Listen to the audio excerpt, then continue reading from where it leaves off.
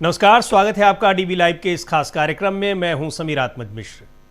Vote चोरी के बाद अब सीट चोरी के आरोप कांग्रेस पार्टी लगा रही है और अपील की है चुनाव आयोग के पास जाकर। चुनाव आयोग ने कहा कि 2 घंटे के भीतर इस पर कुछ फैसला सुनाएंगे। अब तक तो कोई फैसला नहीं आया है, लेकिन इस बीच कांग्रेस पार्टी ने एक बड़ा फैसला लिया है और कल बड़ी मीटिंग बुलाई है। जितने भी राष्ट्रीय महासचिव हैं, इसके अलावा प्रभारी हैं और प्रदेश कांग्रेस अध्यक्ष, उनकी एक बड़ी बैठक दिल्ली में बुलाई गई है। इसके पीछे क्या वजह है, क्या इस मीटिंग जो अचानक और अर्जेंट में ये बुलाई गई है, इसका एजेंडा क्या है और इस मीटिंग को लेकर किस तरह की चर्चाएं हैं। इससे पहले लगातार तृणमूल कांग्रेस के नेताओं का, ममता बनर्जी और अभिषेक बनर्जी का बार बार पिछले 2 दिनों के भीतर सोनिया गांधी और राहुल गांधी से मुलाकात करना, इन तमाम मुद्दों पर इनके पीछे वजह क्या है और क्या कुछ हो रहा है राजनीति में, खास तौर पर कांग्रेस की इस बड़ी बैठक का क्या मकसद है, इस पर बात करने के लिए हमारे साथ प्रोफेसर अखिल स्वामी जी हैं। बहुत बहुत स्वागत है सर इस कार्यक्रम में आपका। और ये जो लगातार राजनीतिक परिस्थितियां बदलती हुई हम लोग देख रहे हैं, पश्चिम बंगाल में जो कुछ हो रहा है और अब इधर मध्य प्रदेश में राज्यसभा की सीट में कांग्रेस पार्टी के कैंडिडेट का नामांकन ही खारिज हो जाता है, वो भी एक ऐसे आधार पर जिस आधार पर खारिज किया ही नहीं जा सकता। और ये हम नहीं कह रहे, ये बड़े लीगल एक्सपर्ट और कानून के जानकार जो वकील हैं वो लोग कह रहे हैं। अब ये जो कांग्रेस पार्टी ने ये बड़ी बैठक बुलाई है, इस बैठक के पीछे अर्जेंट बैठक है, अचानक इसका फैसला लिया गया है। अभी सुबह तक क्या दोपहर तक इसके बारे में कोई जानकारी नहीं थी। केसरी वेणुगोपाल एक ट्वीट करते हैं, उसके बाद ये जानकारी सामने आती है कि कल सभी जो एआईसीसी के महासचिव हैं, उसके अलावा प्रभारी हैं और राज्यों के जो प्रदेश कांग्रेस कमेटी के अध्यक्ष हैं, उनकी ये बैठक। क्या लग रहा है, क्या कुछ बड़ा होने वाला है, कुछ खास होने वाला है? अभी 2 दिन पहले ही यहाँ पर बैठक भी हुई है कांग्रेस पार्टी इंडिया गठबंधन की। इसको देखते हुए कांग्रेस पार्टी की ये जो मीटिंग हो रही है, इसको किस तरीके से देखा जाए? देखिए मिश्रा जी, वास्तविकता में यही मैं कल न्यूज पॉइंट पे भी कह रहा था कि अब वो समय नहीं है जबकि आप वेट कर सकें और 2 महीने की मीटिंग का इंतजार कर सकें। इस समय अर्जेंट कॉल की आवश्यकता है और अर्जेंसी है जिसको सारे विपक्षी दलों को, इंडिया गठबंधन के लोगों को समझना चाहिए और एकत्रित होना चाहिए। अब ये बात देखिए, जो हुआ मध्य प्रदेश के अंदर, इसका मतलब यह है कि अगर आपको किसी का भी पर्चा निरस्त करना है, और इन्होंने एक तरह का ट्रेलर दिखा दिया जी कि अब ये उत्तर प्रदेश विधानसभा चुनाव में क्या करेंगे और लोकसभा चुनाव में 2029 में क्या करेंगे, पंजाब में क्या करेंगे, हिमाचल प्रदेश में क्या करेंगे। अब इनके पास एक रास्ता बन गया है। जैसे मान लीजिए, अभी तो एक व्यक्तिगत कंप्लेंट जो कोर्ट में की गई और उसमें कहा गया कि वो कांग्रेस के कार्यकर्ता ने उनसे गलत आचरण किया और उन्होंने, क्योंकि उस समय वहां पे जो अपने रिप्रेजेंटेटिव थी कांग्रेस की, वो मीनाक्षी नटराजन थी, उनको भी आवेदन किया और बहुत लोगों का आवेदन किया और मीनाक्षी नटराजन ने उसमें कोई कार्रवाई नहीं की। अच्छा, इस पे कोर्ट ने उनको एक नोटिस भेजा। आप जानते ही हैं, अगर कोई भी किसी के खिलाफ भी कोई केस कर दे, मेरे आपके खिलाफ भी केस कर दे, तो कोर्ट सबसे पहले ऐसे ने सुमोटो निर्णय वन साइडेड नहीं लेती है, वो नोटिस भेजती। नोटिस भेजने का मतलब यह है कि आपके ऊपर ये बात कही गई है, आप आके अपना स्पष्टीकरण दीजिए। इसका मतलब ये नहीं है कि वो कोई आरोपी हैं या उनपे कोई आरोप कोर्ट मान रहा है या एफआईआर हो गई है या पुलिस न तो पुलिस ने माना है न कोर्ट ने माना। कोर्ट ने मात्र एक, लेकिन उसके आधार पे अगर निरस्त हो सकता है तो कल क्या होगा, एक कांग्रेस कैंडिडेट के खिलाफ एक पुलिस थाने में एक आवेदन दे दिया जाएगा, एक कंप्लेंट लिखा दी, एफआईआर नहीं कंप्लेंट जी, और कंप्लेंट लिखा दी जाएगी। और जब उसका पेपर निरस्त करना होगा तो कहेंगे कि आपके खिलाफ पुलिस थाने में एक कंप्लेंट आई थी, आपने तो ये बताया नहीं, इसलिए आपका पेपर निरस्त किया जाता है और भारतीय जनता पार्टी वाले को जिताया जाता है। ये एक प्रकार का ट्रेलर है जो कि पूरे विपक्षी दलों को समझना चाहिए। अगर अखिलेश यादव को उत्तर प्रदेश के अंदर एक गलतफहमी है कि वो पीडीए उनके साथ है क्योंकि जनता उनके साथ है, क्योंकि उन्होंने पार्लियामेंट के अंदर भारतीय जनता पार्टी को हराया है, इसलिए वो विधानसभा जीत जाएंगे, तो गलतफहमी छोड़ दें, वो जीतने वाले नहीं जी। अब जैसे ही अर्जेंट मीटिंग कांग्रेस ने बुलाई, मेरे ख्याल से तो इसमें जरूरी था कि सारे विपक्षी दलों के बड़े बड़े नेताओं को भी बुलाया जाता जी। और उसके बाद एक कार्यक्रम बनाया जाता है कि पूरे हिंदुस्तान के हर प्रदेश मुख्यालय में एक कार्यक्रम होगा और उस कार्यक्रम में सारे नेता जाएंगे। और देखिए अभी तक क्या हो रहा है, लोग आइसोलेटेड लड़ाई लड़ रहे हैं जी। जैसे चंडीगढ़ के अंदर से खबर है कि वहां पे जो ओला उबर के ड्राइवर्स हैं वो 7 दिन के स्ट्राइक पे हैं, अकेले लड़ रहे हैं, परेशानी होगी लोगों को जी। अभी आपने सुना 20, 21, 22 को ट्रांसपोर्टर्स की स्ट्राइक थी, ट्रक सारे खड़े हो गए थे, केवल ट्रक ड्राइवर्स लड़ रहे थे। देखिए अलग अलग लोग लड़ेंगे तो जीत नहीं हो सकती जी। आइसोलेट कर दिए जाएंगे। कांग्रेस जनता पार्टी वाले 1000-2000 लोग इकट्ठे होंगे सैटरडे संडे को, कोई अंतर नहीं पड़ेगा। जहां जरूरत होगी लाइमलाइट बनाया जाएगा, गोदी मीडिया में जहां जरूरत होगी नहीं बनाया जाएगा। बिल्कुल। इसके लिए आवश्यक यह है सब लोग एकत्रित होकर लड़ें जी। आपसी मतभेद भुला दें। देखिए जब कोई आपत्ति घर में आती है तो हमारे अंदर जितने भी मतभेद हों, लेकिन उस समय सब एकत्रित हो जाते हैं ना, एकजुट हो जाते हैं। ये तो भारत की खूबसूरती है, भारत देश की भी यही खूबसूरती है। हमारे देशवासी आपस में कितना लड़ते रहे, लेकिन जब बाहरी आक्रमण होता है हमारे देश के अंदर तो सब एकजुट हो जाते हैं। ये आपने पुराने सारे युद्धों में देखा, सारे मतभेद भूल जाते हैं, सब अपना सोना पैसा सब देश के लिए दान कर देते हैं। तो ये जो परिस्थिति है, इस परिस्थिति में इसको अर्जेंसी को समझते हुए विपक्षी दलों को भी ये करना चाहिए। अच्छा ये कदम तो देखिए जैसे बताया गया कि सोनिया जी ने कहा ममता बनर्जी से मर्जर के लिए, और ममता बनर्जी ने 1 हफ्ते का टाइम मांगा जी। मेरे ख्याल से 1 हफ्ते का टाइम बहुत ज्यादा है, तब तक सारा नुकसान हो चुका होगा ममता बनर्जी का। ये तो एक ऐसा एक्शन है तुरंत लेना चाहिए, मर्जर हो, क्योंकि तब तक देखिएगा कोई नया नेता चुन लिया जाएगा और सब कुछ अलग कर दिया जाएगा, चुनाव चिन्ह छीन लिया जाएगा, चुनाव आयोग निर्णय कर देगा कि ये टीएमसी नहीं है, उसका मर्जर का आपको अधिकार ही नहीं रहेगा। जो बचेंगे वही मर्जर करेंगे। आज के तारीख में अगर मर्जर आज कर लें तो वो वाली बात होती है कि 28 मेंबर ऑफ पार्लियामेंट टूट ही नहीं सकते, क्योंकि 28 + 99 इतने 127 लोग हो जाएंगे, उसका 2/3 आपको तोड़ना पड़ेगा, वो संभव नहीं है। अच्छा ये भी बात बिल्कुल पक्की है कि टीएमसी को तोड़ने का अब ये कांग्रेस को तोड़ेंगे, ये एकनाथ शिंदे ये अपने शरद पवार को तोड़ेंगे, ये उद्धव ठाकरे को तोड़ेंगे, ये रुकने वाले नहीं है। इनका काम निरंतर चलता रहता है। अच्छा जो कानून हमारी है, जो हमारे माननीय न्यायालय के न्यायाधीश महोदय हैं जिनका हम बहुत सम्मान करते हैं, तो कानून तो इस समय बैडमिंटन खेल रहा है विदेश में। हमारे माननीय प्रधानमंत्री ने कहा था विदेश यात्रा मत करो। भाई हम आप मिश्रा जी अगर विदेश चले भी जाएं, हमारी औकात क्या $5000 पर डे वाले होटल में रुकने की है? अरे हम तो पूरा $5000 भी लेके नहीं जाते, $3-4 में काम चला लेते हैं। हम तो 200-300 रुपए डॉलर का जो हम तो अगर जाना भी होगा तो ढूंढेंगे, जिस देश में जा रहे हैं वहां कोई अपना हो तो 2-4 दिन वहीं पे रुक ले, कहाँ होटल ढूंढेंगे वहां पर जैसे पहले। नहीं अगर होटल में रुकना भी हो, मान लीजिए आप लंबी यात्रा में हैं और टूरिंग में हैं जी, तो भैया हम तो सोचेंगे यार सबसे सस्ता होटल है यार रात में। अब भारतीयों की मेंटालिटी आप जानते ही हो, बिल्कुल भैया एक एयर कंडीशन रूम हो जाए, ठीक ठाक रूम हो जाए, हमें कौन सा बड़ा रूम होगा तो ज्यादा फायदा होगा, पैसे तो बचेंगे उसे घूमने घामने के लिए। लेकिन ये जो न्यायाधीष महोदय हैं मेरे ख्याल से $500-700 के रूम में तो नहीं रुके होंगे। अब सूचना अगर आ जाए आरटीआई के माध्यम से तो कम से कम $5,000 पर डे का इनका रूम होगा, और इतने सारे न्यायाधीश महोदय हैं। तो मोदी जी की बात क्यों नहीं हमारा न्यायालय मान रहा है जी? वो कह रहे हैं विदेशी मुद्रा की बचत करो, वो बैडमिंटन खेल रहे हैं। अच्छा यहाँ हमारी बॉक्सिंग कर करके हमारे देश की राजनीति को मैं सोशल मीडिया पे एक तस्वीर देख रहा था, उसमें कुछ जज साहिबान बैडमिंटन का रैकेट लेके खड़े थे, तो लोगों ने कुछ लोग उस पर टिप्पणी कर रहे थे कि ये रैकेट, हाथ में रैकेट जरूर है लेकिन ये बैडमिंटन नहीं खेल रहे हैं, ये वहां कुछ और खेलने गए हैं। अब पता नहीं किस खेल की बात हो रही है।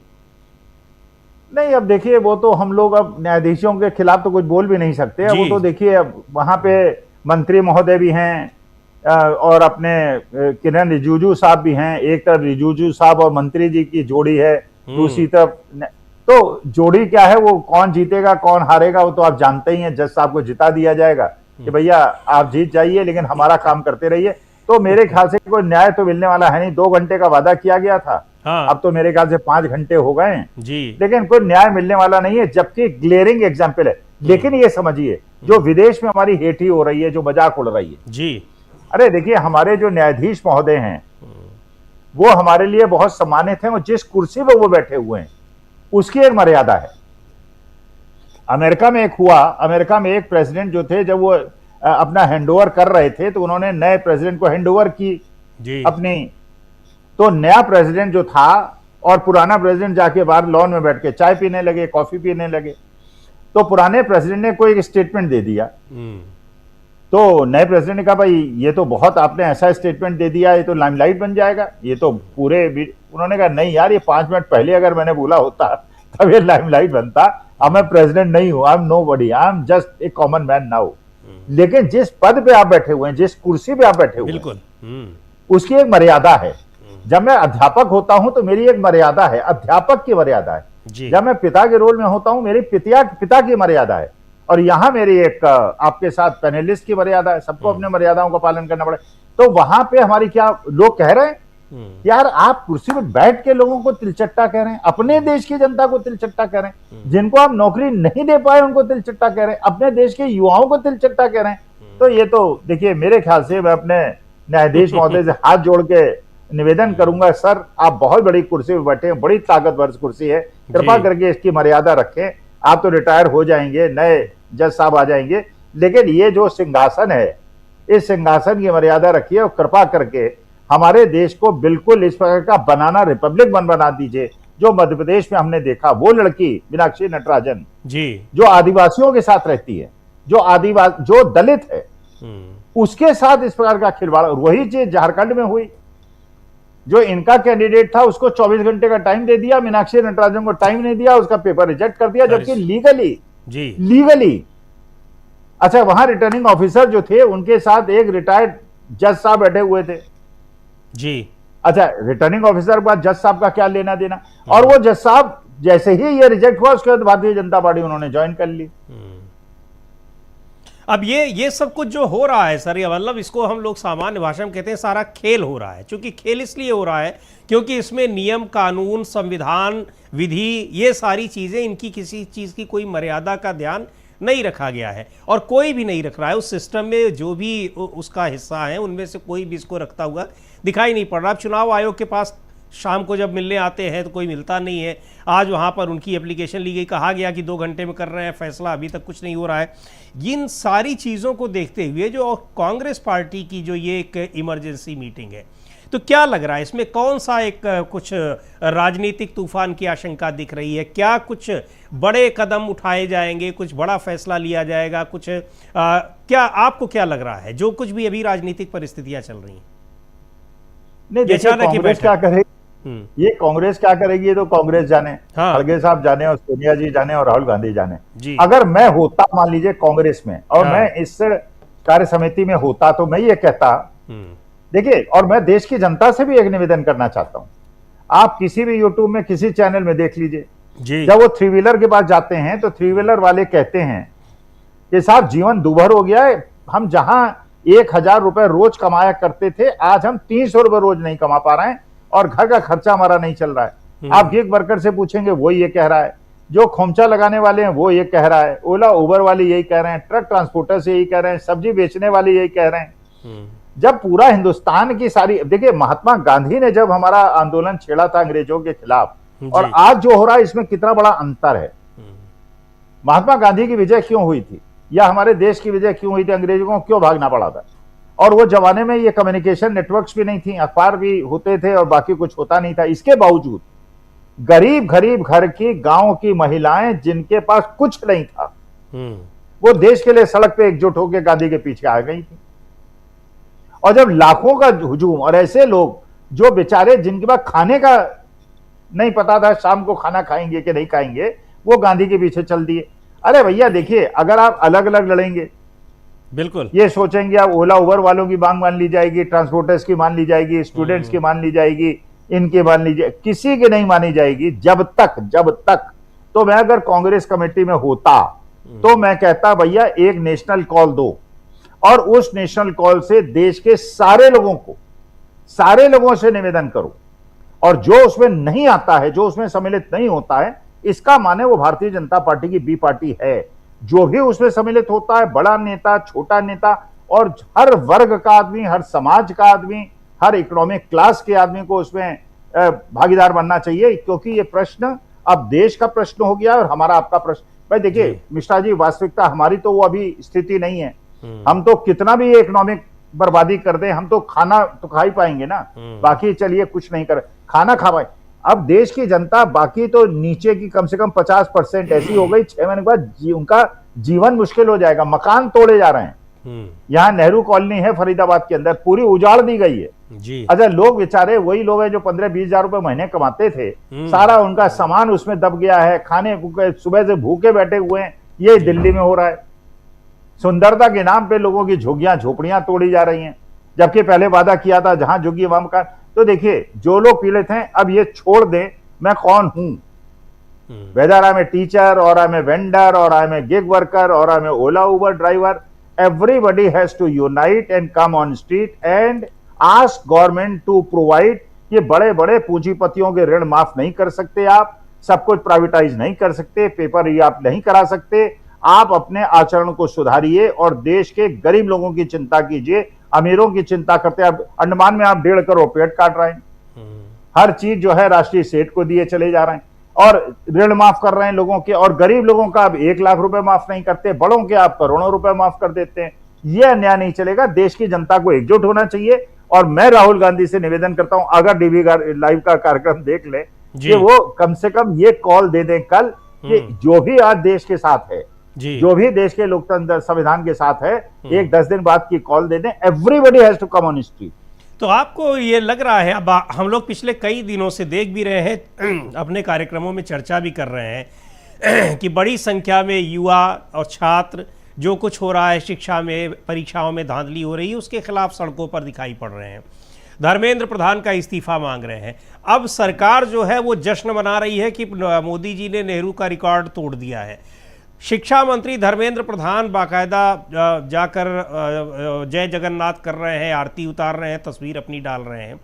तो ये सरकार किस तरीके से, कितना ये आपको लग रहा है कि इतनी सेंसिटिव है कि लोगों की बातों को, लोगों के इस आंदोलन को आने पर वो इतना गंभीरता से लेगी? उसको कहीं कुछ नहीं दिखाई पड़ रहा है कि तेल बढ़ रहा है, क्या बढ़ रहा है। बड़ी हैरानी की बात है कि प्रधानमंत्री ने सबसे तो कहा कि साल भर विदेश न जाओ, उनके मंत्री इतने जजों को लेकर जा रहे हैं, विदेश घुमा रहे हैं। अब या तो मंत्री उनकी बात नहीं मान रहे हैं, या तो फिर सीधे सीधे प्रधानमंत्री का। तो ये जो उपलब्धियां गिनाई जा रही हैं, प्रधानमंत्री का जो रिकॉर्ड जश्न मनाया जा रहा है, वो उस रिकॉर्ड को किस तरीके से आप देख रहे हैं? नहीं, देखिए, सीधी सी बात यह है, ये हो इसलिए रहा है कि सब अलग अलग लड़ाई लड़ रहे हैं जी। अब जैसे मैं जंतर मंतर गया था, जंतर मंतर में अक्सर चला जाता हूं। जब पहलवान लड़कियों की लड़ाई हो रही थी तो भी मैं गया था, इस बार भी मैं गया था। अच्छा, पहलवान लड़कियां जब थी वहां भी बहुत भीड़ नहीं थी, 1000 लोग थे, बहुत ज्यादा थे। तो इस बार भी 3000 लोग थे, अगर बहुत ज्यादा थे तो। मतलब जब कॉमन मुद्दा है, जब देश की जनता का मुद्दा है, जहां 1 करोड़ जनता का मुद्दा है, और जहां पे देश की प्रतिष्ठित महिला पहलवानों के साथ अन्याय का मुद्दा था, देश की जनता अपने अपने रोना रोती रहती है। अच्छा, रोना तो रो रही है, ये तो हमें पता है कि उनके खर्चे नहीं, जब हमारे नहीं चल रहे हैं, हमको परेशानी हो रही है। सारे दिन बिजली और पानी कटा रहता है, बिजली और पानी नहीं मिल रहा है। तो हम जानते हैं कि हमारा वो वर्ग जो बेचारा बिल्कुल अनप्रिविलेज्ड है, उसका काम तो नहीं चल रहा है, क्योंकि वो आके हमसे रोता है, कहता है साहब ये हमारे किराएदार ने 1000 रुपए किराया बढ़ा दिया सर, गैस के दाम बढ़ गए, हमारी भी तनख्वाह बढ़ा दीजिए। अब मानी बात है, उसकी जेन्युइन डिमांड है, गलत बात तो बोल नहीं रहा है। तो वो वर्ग तो बहुत ही ज्यादा, लेकिन वो अपना बड़बड़ा बुड़बुड़ा के अपना भूखा पेट सो जाता है। ये नहीं कि महात्मा गांधी सीख के एकजुट हो गए, देश एकजुट हो गए। तो ये मेरे ख्याल से एक कॉल होनी चाहिए कि एवरीबडी हैज टू यूनाइट। आप क्या हैं, कौन है? हमारी भारत माता इस समय कष्ट में है और सरकार संवेदनहीन है, इसलिए सरकार के खिलाफ एक गांधीवादी अहिंसात्मक असहयोग आंदोलन चलाने की आवश्यकता है। बिल्कुल, क्या आंदोलन चलाने की आवश्यकता है। अब हो सकता है कि उसको लेकर कल ये जो बैठक हो रही है कुछ बड़ी, चूंकि जिस तरह से यहाँ एक लोकतंत्र के नाम पर सीधे सीधे कहा जा रहा है कि लोकतंत्र की हत्या हो रही है। आज आदित्य ठाकरे ने एक बड़ा महत्वपूर्ण बयान दिया, प्रोफेसर अखिल स्वामी जी। उन्होंने कहा कि अब तो ये लोकतंत्र रहा ही नहीं। अब हम लोग बात करते थे कि दुनिया का सबसे बड़ा लोकतंत्र है, लेकिन अब ये कहा जाएगा या कहा जाना चाहिए कि पूर्व लोकतंत्र, यानी सीधे सीधे कि अब लोकतंत्र वो खत्म हो गया है। लेकिन यहाँ पर अब प्रधानमंत्री कह रहे हैं कि वो सबसे ज़्यादा समय तक उन्होंने रिकॉर्ड तोड़ दिया है नेहरू जी का, यानी 47 से लेकर 52 तक का जो समय था, उस कार्यकाल को, उसको ये माना जा रहा है कि वो निर्वाचित नहीं था, अब पता नहीं कैसे कहा जा रहा है। संविधान सभा ने चुना था, संविधान सभा निर्वाचित थी। इसके अलावा अगर आप उस कालखंड को खारिज कर रहे हैं, उसको आप नहीं गिन रहे हैं, तब तो फिर सबसे बड़ा जिसको आप पूछते हैं, हज़ारों करोड़ रुपए की प्रतिमा आपने बना दी, गृह मंत्री, देश के पहले गृह मंत्री, तब तो फिर आप कहेंगे कि देश में वल्लभ भाई पटेल का तो कोई मतलब ही नहीं रहा, सरदार वल्लभ भाई पटेल का, क्योंकि वो तो उसी का कालखंड में थे। तो ये किस तरीके का ये इनकी जो काउंटिंग हो रही है और इनके जो रिकॉर्ड बन रहे हैं, इस पर एक आपसे जानना चाहूँगा, थोड़ी एक टिप्पणी आपकी। अच्छा मिश्रा, ये बताइए स्वामी विवेकानंद की मृत्यु किस उम्र में हो गई थी? ही डाइड वेरी यंग जी। लेकिन स्वामी विवेकानंद को क्या हिंदुस्तान भूल सकता है? भारतीय जनता पार्टी वाले तो उनको अपना आदर्श मानते हैं और भारतवर्ष उनको अपना आदर्श मानता है। क्या बहुत लंबे समय तक जिए थे? क्या ये इंपॉर्टेंट है आप कितने लंबे समय तक जिए, या ये इंपॉर्टेंट है कि आपने अपने समय का उपयोग करते हुए देश की क्या सेवा की? जी।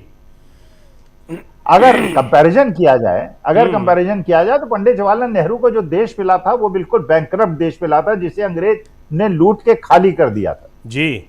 उन्होंने अपने काल में उसको एक फाउंडेशन दी और इंस्टीट्यूशंस बनाए, और सारे इंस्टीट्यूशन पिछले 12 साल में आपने भेज दिए। तो गति तभी पंडित जवाहरलाल नेहरू की तेज थी, उन्होंने बनाने में ज्यादा गति दिखाई थी और उसे मेहनत करके भी आप इतने 12 साल में जितने काल में उन्होंने बनाई, अपने काल में उसको बनना, आप जानते हैं भाई किसी चीज को बनाने में ज्यादा टाइम लगता है, तोड़ने में कम टाइम लगता है। भाई बिल्डर आप मकान बनाएंगे 6 महीने लगेंगे, 1 साल लगेगा, तोड़ने में क्या है, एक ब्लास्ट कीजिए फड़ से नीचे आ जाएगा वो। लेकिन इतना ज्यादा पंडित नेहरू ने बना दिया था कि उसको बेचने में, उसको तोड़ने में, उसको बर्बाद करने में ज्यादा टाइम लग रहा है। तो देखिए सीधी सी बात है, आप कितने समय रहे, लाल बहादुर शास्त्री तो बहुत ही कम समय रहे जी, लेकिन लाल बहादुर शास्त्री को क्या हिंदुस्तान का कोई आदमी भूल सकता है? आज भी भूलता है क्या? क्योंकि लगा यार देश का प्रधानमंत्री ऐसा होना चाहिए। अब जैसे विजय है, तलपति विजय तमिलनाडु के अंदर, वो देखिए क्या क्या कीर्तिमान स्थापित कर रहा है। वो कह रहा है कि मेरा कोई भी मंत्री का बच्चा जी किसी प्राइवेट स्कूल में नहीं पढ़ेगा, सबको सरकारी स्कूल में पढ़ना पड़ेगा और सबको सरकारी हॉस्पिटल में इलाज कराना पड़ेगा जी। अरे यार, कोई हम इंफीरियर क्वालिटी के लोग हैं क्या? हमारे देश के लोग इंफीरियर क्वालिटी के हैं कि आप तो जाके वहां पे वीआईपी रूम में लेट जाएंगे 25,000 रुपए डेली, 1 लाख रुपए डेली वाले हॉस्पिटल में, और हम वहां पे जनरल वार्ड के कॉरिडोर में सोएंगे। भाई आप बनाइए, बढ़िया हॉस्पिटल बनवाइए, कम दाम पे, उसमें मंत्री भी रहें, अच्छी मेडिकल फैसिलिटी। जैसे पहले एम्स बना, अरे एम्स कम से कम 20 एम्स होने चाहिए दिल्ली के अंदर। अब एम्स के अंदर जाके देखिए, सड़क के बाहर लोग पड़े रहते हैं बेचारे जी, क्योंकि अंदर रहने की व्यवस्था नहीं है, अफोर्ड होटल कर नहीं सकते सड़क, और अच्छे अच्छे मध्यम वर्ग के लोग लेटे रहते हैं। अच्छा, मंत्रियों का क्या है, वो अपना कॉन्वॉय से आएंगे, जैसे हमारे न्यायमूर्ति महोदय वहां बैडमिंटन खेल रहे हैं, उनको भी टीवी भी मिल जाएगा, उनको सारी सुविधाएं मिल जाएंगी, किसी सेवा शुश्रूषा की कमी नहीं रह जाएगी। तो होना तो यही चाहिए, सरकारी स्कूल में सब पढ़ें। एक भी मंत्री आप ऐसा बता दीजिए जिसके बच्चे विदेश में ना पढ़ रहे हो, सब विदेश में पढ़ रहे हैं, और हमारे बच्चों के स्कूल बंद करे चले जा रहे हैं। अरे हम लोग सरकारी स्कूल में पढ़े हुए लोग हैं ना, सरकारी स्कूल, और हमें अब शिकायत नहीं है, हमें नहीं लगता कि हम गलत, हमने, हमारे माता पिता ने गलत निर्णय लिया, क्योंकि सरकारी स्कूल ही इतने बढ़िया हुआ करते थे उस समय कि जीआईसी इलाहाबाद में एडमिशन ज्यादा अच्छा माना जाता था कि भाई जीआईसी का मतलब यार बढ़िया बच्चा होगा, ये अच्छा होगा। आप इंजीनियरिंग कॉलेज, अब बीएचयू से, मैंने बीएचयू से इंजीनियरिंग की, मतलब बीएचयू का मतलब अच्छा, सरकारी स्कूल कॉलेज का मतलब अच्छा, प्राइवेट का मतलब यार पैसा बहुत ज्यादा है, निपट नहीं रहा है, तो इसलिए प्राइवेट। कहीं अच्छे स्कूल में एडमिशन नहीं हुआ होगा तो वहां चले गए, ये ओपिनियन था। आप जिस स्कूल की बात कर रहे हैं उस स्कूल का मैं भी विद्यार्थी हूं, उस समय यही होता था कि जिसका वहां एडमिशन हो गया इसका मतलब वो बहुत अच्छा बच्चा है, पढ़ने में बहुत तेज है। और ये बात तो ठीक है, यानी आप जिन चीज़ों को लेकर जो आप विजय की बात कर रहे हैं, थलपति विजय की, अब वो चीज़ 25-30 साल पहले, 40 साल पहले तो यही चीज़ थी। लोगों, सरकारी हॉस्पिटल भी बहुत अच्छी स्थिति में होते थे, जो भी थे, सरकारी स्कूल अच्छे होते थे, विश्वविद्यालय होते थे।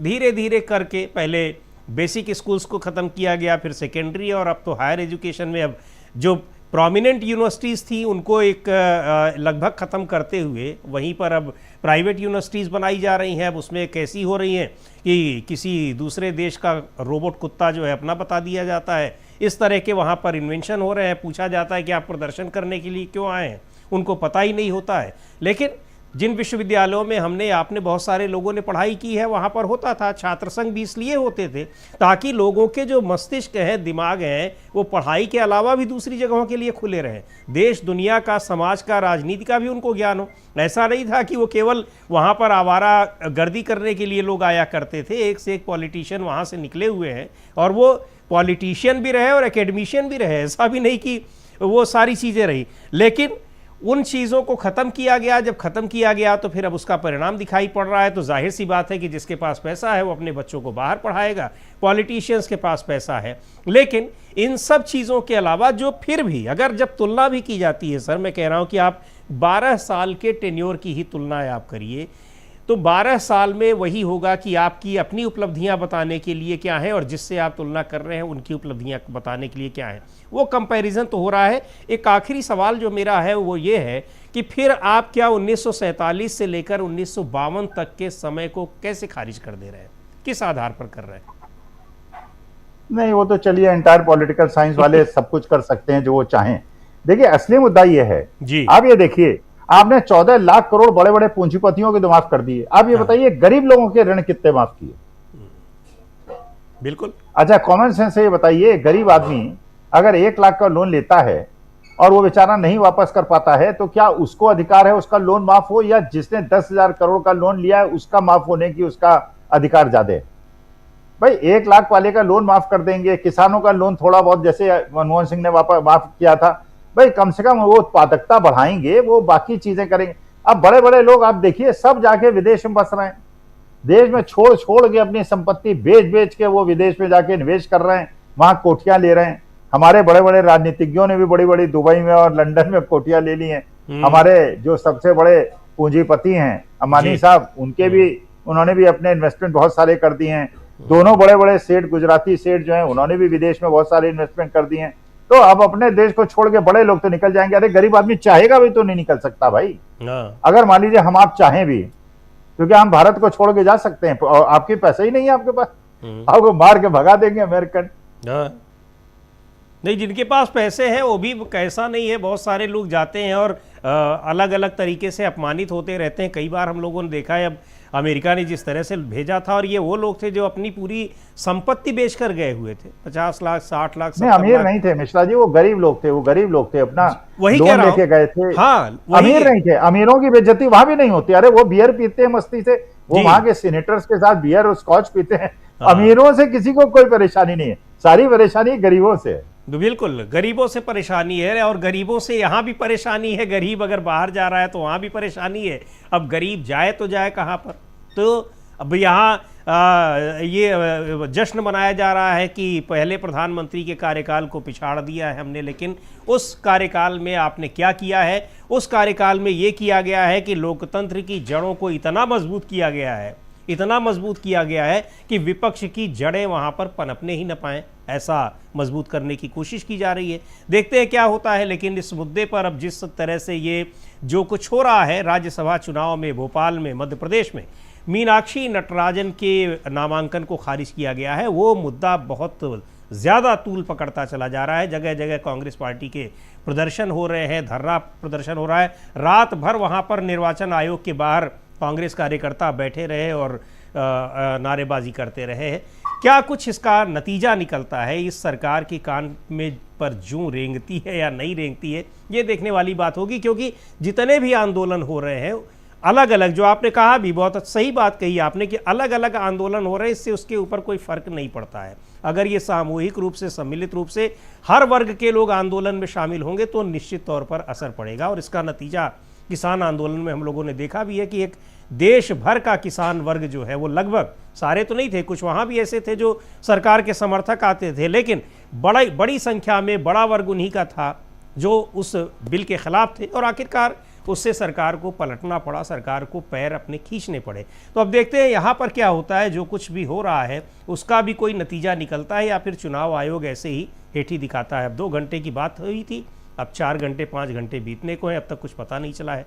तो नजर रहेगी स्वामी जी वो हम पूछ लोगों रहे की भी। होंगे ना, वो बड़े साहब से पूछ रहे होंगे क्या जवाब दें। हाँ नहीं तो पूछने अब में बड़े कितना साहब टाइम कह रहे लगेगा होंगे यार सर? तुम लोगों ने अच्छा, वो न्यायाधीश जी। जो बैडमिंटन खेल रहे हैं वो भी रेस्ट टाइम में कहेंगे यार हाँ तुमने तो बहुत बड़ा कबाड़ा कर दिया, पूरे विश्व में खिल्ली उड़ेगी भाई हाँ। कि किसी आदमी को उस मुकदमे के बारे में आप जानकारी देने के लिए कह रहे हो जो एग्जिस्ट ही नहीं करता। एग्जिस्ट ही नहीं करता, वही आप उसको नोटिस भेज के पूछ रहे हो, उसके खिलाफ न कोई एफआईआर है, न कुछ है, न किसी दूसरे की एफआईआर में उनका नाम है। तो अब उसमें आपने उनका उस आधार पर आपने पर्चा खारिज कर दिया। खैर देखते हैं क्या कुछ आता है चुनाव आयोग का भी। और कल कांग्रेस पार्टी की जो बैठक हो रही है, बड़ी बैठक हो रही है, उस बैठक में क्या कुछ फैसला लिया जाता है। बहुत बहुत शुक्रिया प्रोफेसर अखिल स्वामी जी इस कार्यक्रम में शामिल होने के लिए, और रहेगी इस पर नज़र। इस कार्यक्रम को अब यहीं समाप्त करते हैं, मुझे दीजिए इजाज़त, नमस्कार।